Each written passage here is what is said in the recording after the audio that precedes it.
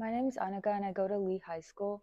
So this is my second milestone, and for my first milestone, I showed like all of my circuits being put together and then some code for the keypad and fingerprint working together.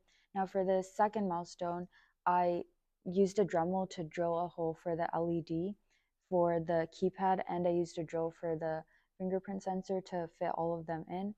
And then I also worked on a few modifications like making a new servo mechanism. So I installed these eye hooks so that I can use a servo arm to and attach a wooden dowel and make the box lock when the servo moves this way. I also attached a hinge type of box inside with all my circuits like this so that it has like the safe area where like people can like put everything they want, and then this part is separate so it looks very neat.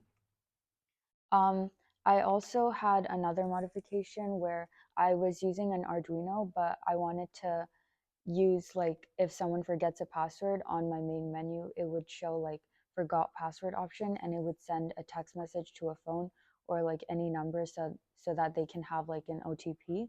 And for that, I'm using an ESP32, which has a Wi-Fi connection, so I can use like Twilio software to be able to send messages.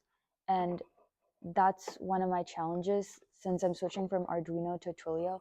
I have to change a lot of my modification code and code in total because some of my libraries only work with Arduino and not ESP32. Also, the wiring for this is kind of confusing because like not everything's in order, and it's also confusing because I've had to rewire some of the like pins from here to here so that I can actually access them because the since I've had to press down the ESP32 into the breadboard, I can't really, and this is too big to have pins on this side. I've had to rewire some wires out here.